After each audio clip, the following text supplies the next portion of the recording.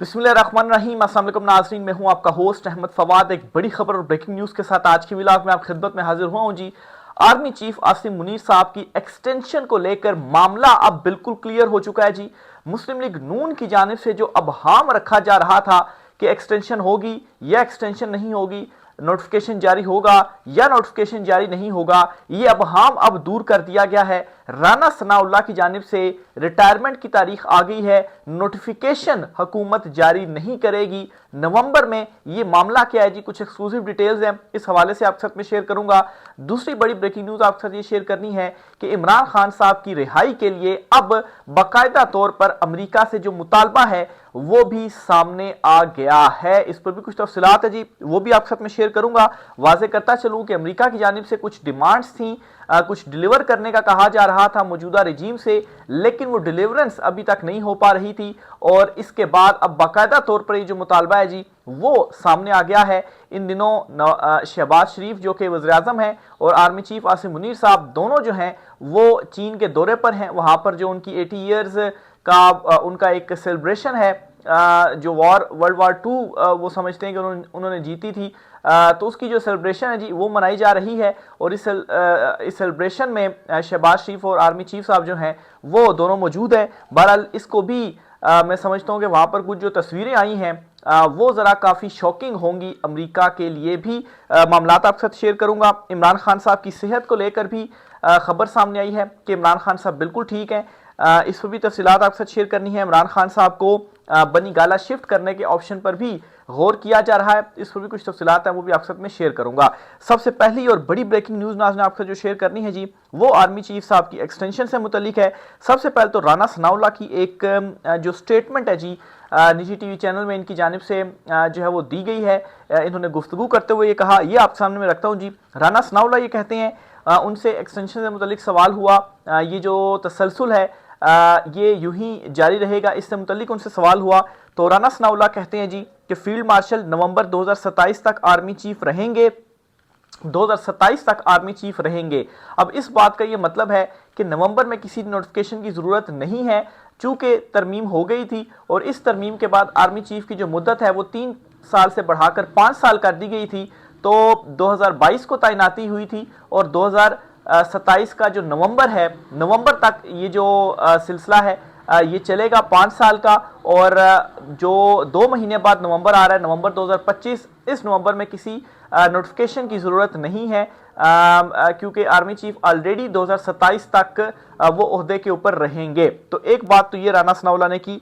फिर साथ साथ वो ये कहते हैं, मजीद मक्खन लगाने के लिए, तारीफ करने के लिए, कि उन्होंने फील्ड मार्शल का टाइटल अर्न किया है, खुद से नहीं बन गए। सैयद आसिम मुनीर से ज्यादा 2027 में एक्सटेंशन का कौन हकदार होगा। आर्मी चीफ के लिए उम्र की हद भी खत्म हो गई है। लेकिन ये जो बात उन्होंने की ना कि 2027 में उनको एक्सटेंशन, वो सबसे ज्यादा हकदार होंगे एक्सटेंशन लेने के, ये जरा रिलक्टेंट होकर उनकी जो बॉडी लैंग्वेज थी और उनके जो अल्फाज थे वो मेरी ऑब्जर्वेशन के मुताबिक वो साथ नहीं दे रहे थे जब उन्होंने ये जो बात है वो की है।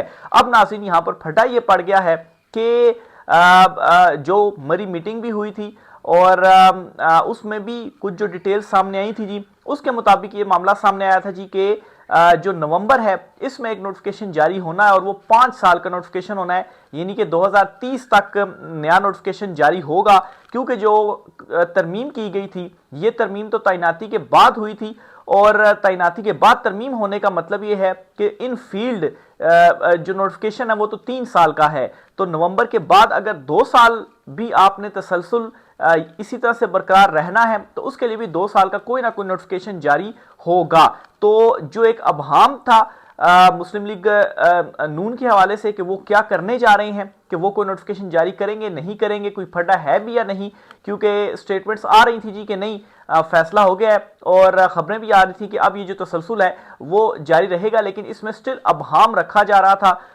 नून लीग के अंदर भी नूरा कुश्ती जो है वो इस मामले के ऊपर चल रही थी, लेकिन राना सनाउल्लाह की इस स्टेटमेंट ने मामला बहुत ज्यादा वाजे कर दिए हैं। और वाजे उन्होंने एक ये कर दिया है कि जो इख्तलाफ है वो जरूर है और इस तरीके से इस चीज के ऊपर अब बहस चल रही है क्योंकि ज़ाहिर सी बात है डायरेक्ट इनकार भी नहीं कर सकते हैं। अगर डायरेक्ट इनकार किया तो फिर हमारे लिए भी क्या पता कोई मसला वगैरह ना बन जाए। और अब कहा यह जा रहा है जी कि 2027 तक तो आप हैं ही हैं और इसके लिए कोई नोटिफिकेशन की जरूरत नहीं है और चीज़ों को जो है वो ज़रा करीब लाया जा रहा है नवंबर के। और नवंबर जब करीब आ जाएगा और उस वक्त एकदम से फिर ये भी मामला उठ सकता है जी कि देखे ना इसके लिए तो नोटिफिकेशन की ज़रूरत होती है तसलसल जारी रखने के लिए भी, लेकिन उस टाइम फिर जो तरमीम हुई थी वो तो तैनाती के बाद हुई थी, तो जो बाद में आने वाले हैं उनकी जब नई तैनातियां होंगी तो वो 5 साल के लिए होंगी। तो मुझे इसमें ये जो चीज़ है वो समझ लग रही है, लेकिन दूसरी तरफ से शायद ये कहा जा रहा है कि नहीं 5 साल की हो ताकि 2030 तक रहें और 2030 के बाद फिर जो एक्सटेंशन है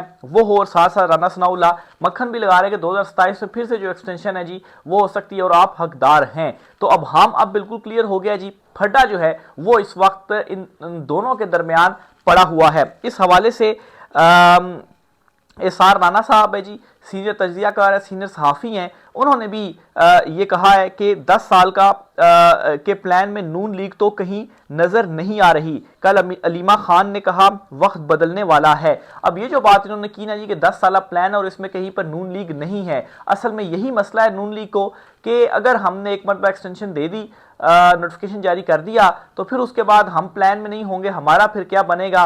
ये ना हो हमारा साफ करके अवाम में जो है वो अपनी जो इमेज बिल्डिंग है वो दोबारा से की जाए, तो फिर हमारा क्या बनेगा, हमें भी कोई जो गारंटी है वो चाहिए। तो इसलिए जी डायरेक्ट तो इनकार नहीं कर सकते, लेकिन क्या है जी फंसाने के लिए मामलात को चले जी 2027 तक हो जाए, 2027 में होगा जी चलो हम भी 2027 तक रहेंगे, मामलात जो हैं वो चलते रहेंगे। और अगर हमने ज़्यादा लंबा दे दिया, 5 साल का कर दिया, तो उसमें होगा कि अगर हमें साइड पर किया भी जाता है तो मतलब है कि 5 साल का वक्त एनफ होता है कि किसी और को हमारी जगह पर लाकर बिठाया जा सके। अगर हम 2 साल का देंगे तो 2 साल में ये होगा कि अगर हमें साइड पर किया भी जाता है तो 2 साल के बाद फिर कोई जो नए आएंगे उनके पास इतना ज़्यादा टाइम नहीं होगा कि मज़ीद कोई 2032 तक जो मामलात हैं वो चला सकें। तो ये असल में चीज़ों को जो है वो फंसाने की इस वक्त जो कोशिश है मैं समझता हूँ जी कि वो की जा रही है। मज़ीद साराना साहब कहते हैं जी कि अलीमा खान साहबा ने भी कहा कि वक्त बदलने वाला है, वो हवा में तो बात नहीं कर रही।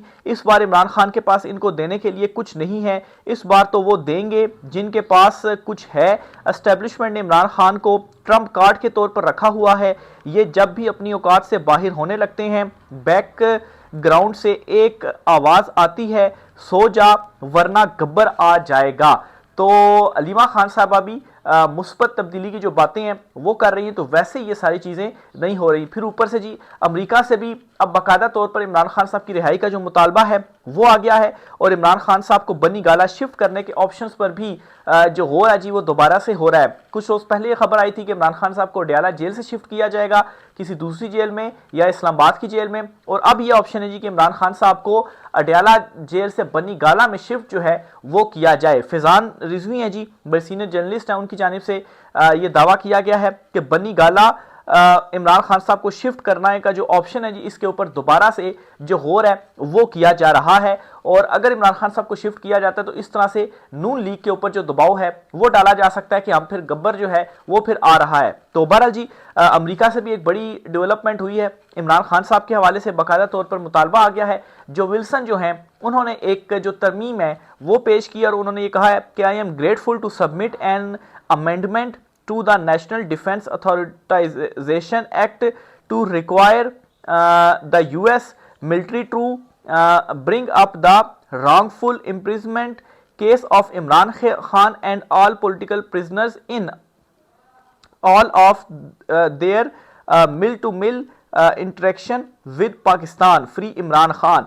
तो वो जी एक अमेंडमेंट लेकर आ रहे हैं और इसमें क्या होगा, इमरान खान साहब का मुद्दा उठाया जाएगा और इमरान खान साहब और सिर्फ इमरान खान साहब नहीं बल्कि जो दीगर पॉलिटिकल प्रिजनर्स हैं जी उनकी भी रिहाई का जो मुतालबा है वो किया जाएगा। अब सितंबर का महीना शुरू हो गया और जो अमेरिका की पार्लियामेंट है वहाँ पर भी जो एक्टिविटीज़ हैं वो आहिस्ता आहिस्ता दोबारा से शुरू हो चुकी हैं क्योंकि छुट्टियां चल रही थी। छुट्टियों में फिर ज़ाहिर सी बात है कमेटीज़ वगैरह भी एक्टिव नहीं होती, तो वो जो पाकिस्तान डेमोक्रेसी एक्ट था वो भी कमेटी में था, उसके ऊपर भी वो भी एक मरतबा फिर से मामला एक्टिव होगा और सितंबर में ही ये ख्याल किया जा रहा है कि कोई बड़ी जो डेवलपमेंट है उस बिल के रिलेटेड भी वो हो सकती है, क्योंकि 6 महीने का टाइम होता है, सितंबर नहीं तो अक्टूबर में। और फिर ऊपर से एक और ये जो अमेंडमेंट है जी, वो भी जो विल्सन की जानिब से लाई गई है। ऊपर से ये जो दौरा चीन किया गया है, जिसमें उनकी वो सेलिब्रेशन वाली तकरीब थी, इसमें एक तस्वीर सामने आ रही है जिसमें जो है वो जो सदर हैं, चीनी सदर हैं, फिर उनके साथ